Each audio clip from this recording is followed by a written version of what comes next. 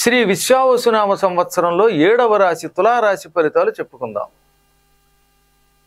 ఈ తులారాశిలో చిత్రా నక్షత్రం 3, 4 పాదాలు, స్వాతి నక్షత్రం 1, 2, 3, 4 పాదాలు, విశాఖ 1, 2, 3 పాదాలు ఉంటాయి.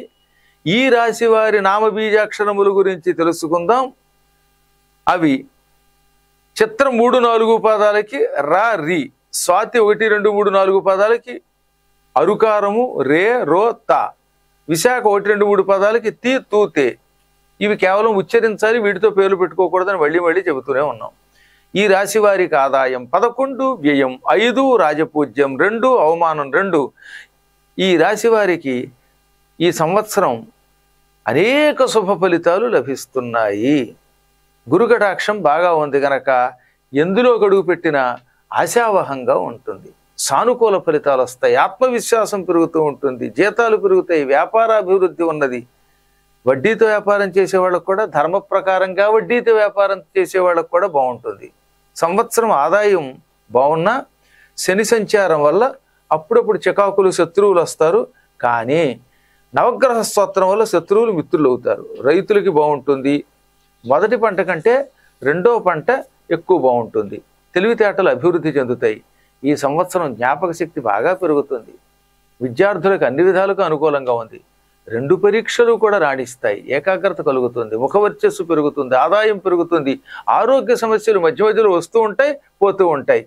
వీరికి మాస ఫలితాలు తెలుసుకుందాం. మార్చి ఆనందంగానే గడుస్తుంది.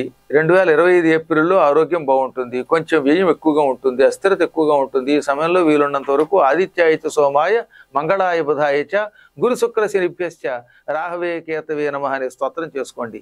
మే నెలలో అధికారులకి బాగుంటుంది, ఉద్యోగం చేసే వాళ్ళకి పదోన్నతి ఉంటుంది, వ్యాపారాభివృద్ధి ఉంటుంది.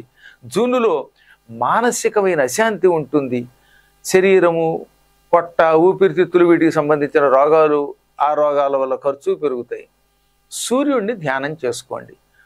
జూలై నెలలో మద్యం వ్యాపారం చేసే వాళ్ళకి, వడ్డీ వ్యాపారాలు చేసే వాళ్ళకి ఆటంకాలు ఉన్నాయి. ఆ సమయంలో అధికారుల వల్ల చికాకులు వస్తాయి.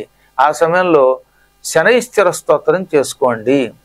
ముందు చూపుతో బయటపడచ్చు ఈ శనైశ్చర స్తోత్రం వల్ల. ఆగస్టు నెలలో శ్రమకు తగిన ఫలితం ఉంటుంది, ఆర్థిక స్థితి బాగుంటుంది. సెప్టెంబర్లో ప్రయాణాల్లో లాభం ఉందండి, విలాస జీవితం గడుపుతారు, ధనాదాయం ఉంటుంది. అక్టోబర్లో వైద్య రంగంలో ఉన్న వాళ్ళకి ప్రోత్సాహంగా ఉంటుంది. మధ్య మధ్యలో కాస్తంత ఖర్చు పెరుగుతుంది, కానీ ఆదాయం వస్తుంది. నవంబర్లో ఒడిదుడుకులు ఉంటాయి. నవంబర్ 15వ తారీఖు నుంచి వీళ్ళు ఆనందమయ జీవితం గడుపుతారు. విద్యార్థులకి బాగుంటుంది. డిసెంబర్లో అనుకున్న పనుల్లో విజయం పొందుతారు.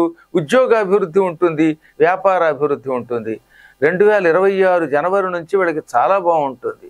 ఆరోగ్యం బాగుంటుంది, రావలసిన ఆదాయం వస్తుంది. పొలాలు, స్థలాలు కొని అమ్మేటటువంటి వాళ్ళకి బాగుంది. చేపల చెరువులకి బాగుంది, రైతులకి బాగుంది. ఫిబ్రవరిలో విద్యారంగంలో ఎక్కువగా రాణింపు ఉంటుంది. ఎవరన్నా మీకు కష్టాలు వస్తాయంటే నమ్మకండి. కష్టాలు చిన్నా చితగా వస్తాయి, తీవ్రంగా ఏమి రావు.